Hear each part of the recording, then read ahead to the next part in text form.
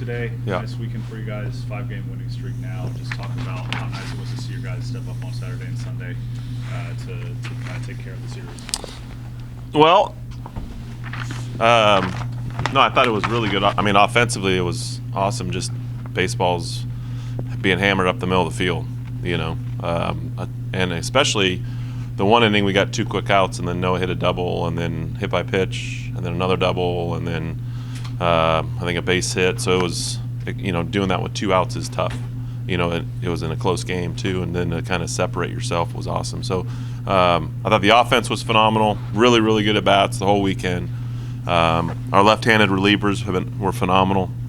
Sloan yesterday, obviously Brassfield today. So really, really good job. You look at it today in terms of Brassfield, and obviously Baumler didn't go the way he wanted to, and then you see Stroh, Snyder, and Franco and those guys. It's pretty fun to be able to see those young guys finish off a sweep, and Tony continues to swing the bat well. So really good day all the way around. Yeah, you think about Brassfield and Sloan are both lefties, but they're really different with what they do. Way different, yeah. So just can you talk about the variety that you have in the bullpen and how those 2 guys contribute to that? Yeah, and I think that was part of the deal coming out of the start of the season was we had Sloan. I mean, you want to have some left-handed pitching in the bullpen to be able to offset late in games. Usually they're really good left-handed hitters in the other team's lineup. So you want to be able to have that and mix and match. And so, now that Brassfield, is a completely different guy than what they saw yesterday from Sloan. So Sloan kind of runs it away from the righties. Brassfield kind of runs it more back into the righties. But 2 really good performances by those guys. I think 11 in the 3rd innings combined for those 2 guys, and 14 strikeouts. So couldn't have asked for more. You guys had 7 runs on 2 outs today. Mm-hmm. How much fun is that to see?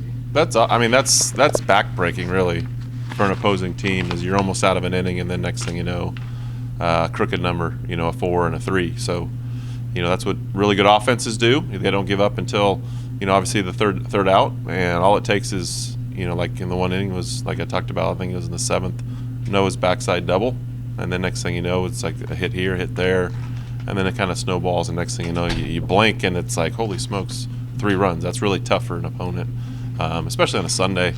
Usually Sundays are a little bit more offensive, and to be able to do that was very pivotal. I think it's the 3rd time you guys have come back from a 4-run deficit this Mm-hmm. year. I know that's not ideal for you, but can you just talk about the resiliency of the ball club?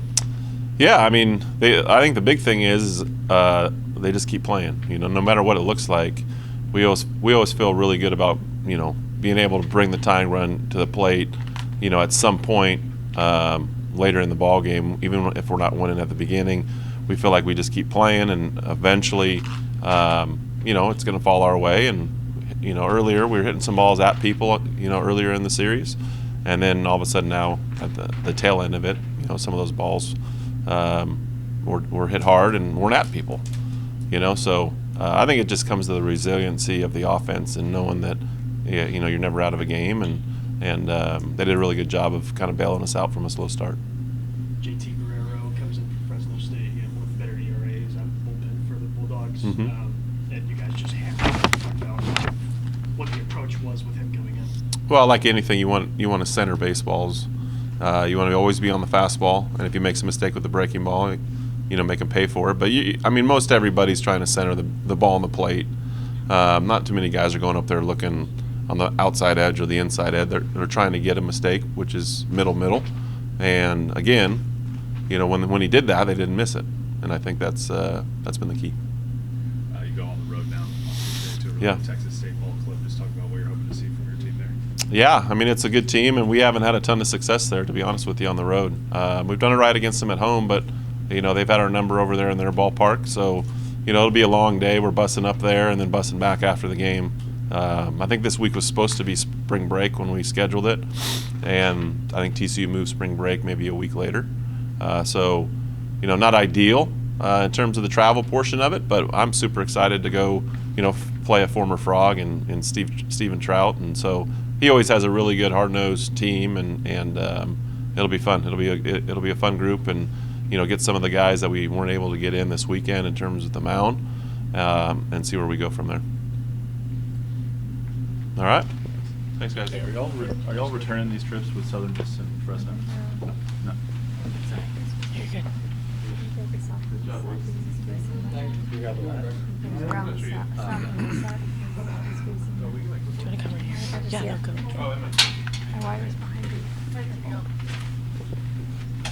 Right there. If we go under this.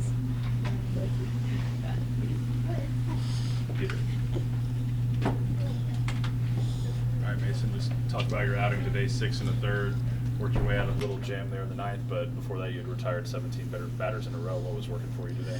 Oh man, I feel like the slider is always kind of my bread and butter when it comes to this type of stuff. Oftentimes, I'm just trying to go up there, get the first pitch strike, and then after that I often just go back to the slider down in the zone, and I feel like that was working really well for me today. How much confidence have you gained, your last 3 or 4 outings? You've been pretty dominant out there. I feel like I always have pretty decent confidence. Oftentimes, I feel like the results don't really affect how I am as a person. But these last couple outings have really they've been eye-opening for me for sure. Being able to go out there and be able to compete at the Division I level, and being able to get the same guys out. It's been really eye-opening for me for sure. Kind of just talked about kind of pitchers pitching with a lead or from behind. Which do you prefer? Because it seems like you're comfortable in both. I don't think it really matters for me. I like doing both, as you said, but I feel like for me, being able to pitch from behind, I feel like gives me more of a competitive nature, But however, I do enjoy pitching ahead just because I like to stay ahead, kind of shut them down. So let's talk about this offense for a second. They put up 12 runs today, including a 4 spot with 2 outs there in the 7th. How much confidence does that give you, knowing that they can get you a ton of runs just at any given moment? I've always been confident with my offense. I feel like we have some competitors out there for sure. Being able to go out there and their ability to compete and everything. And I knew that they were able to score some runs if I was able to go out there and put up a couple zeros. You're part of a pretty impressive freshman class as well. Your fellow freshman Noah Franco had a pretty good day hitting the ball. Just talk about him and the rest of y'all's class. Oh, no. Where do I even get started with him? I've been playing with him for a minute now, and he's just – every time I play with him, he's always a dog out there. Being able to compete with him and even against him, he's always a tough out to have. He has a really solid approach at the plate, and also he's able to go up there and, throw gas and strike out the side. So it's pretty awesome to be able to play with a bunch of those guys for sure. Is it nice watching him hit off other people after you went against him all fall? Oh my gosh, it's so much better being able to have him on my team than have to face him in the fall. I'm always up there. I'm like, whenever Noah comes up to play, I'm like, man, how do I get you out? So I can only imagine how it's like for the other team. Thanks, bud. Yeah, of course. Appreciate you. Thank you. Thanks, man. Yeah, of course. Thanks, Mason. You're welcome. Hey, I think you need to hire Mason as your hype man. together. Oh, there you go.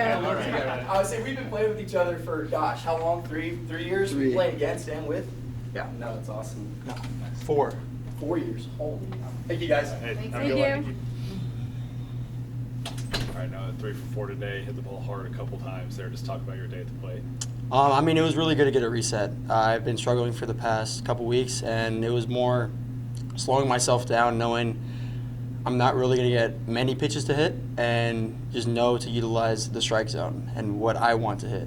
That was a big thing that me and Mo were talking about, even with Saarloos, and for them to keep having that trust in me and confidence that I will come out of that. And luckily for these past 2 weeks, I've built up a lot of walks on getting on base, and that's really all you could do to be successful with the lineup whenever we have 1 through 9. And just to speak more about that, we have 1 through 15, 16 guys that could just get up to the plate and get a hit whenever you need.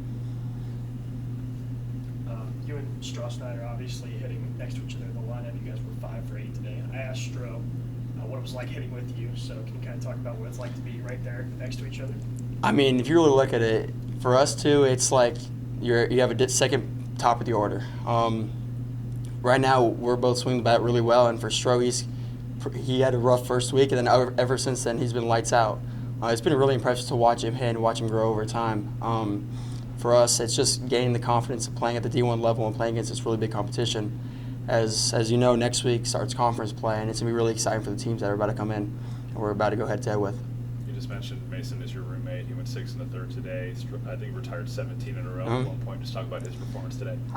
That's really impressive. For a freshman just to come on the mound, down in the game, he came in when we were down in the game, And he's another guy where you just could give the ball up and be like, here you go, here's the game. And you could put all trust, all hands in bucket with him. His fastball, he could range from 91 to 95, and he could blow it. He could go one pitch 91, next one 95. That's the best part about him. And he was always a tough at bat in the fall. With that slider and cutter mix, it's really impressive to watch him pitch. It's very fun.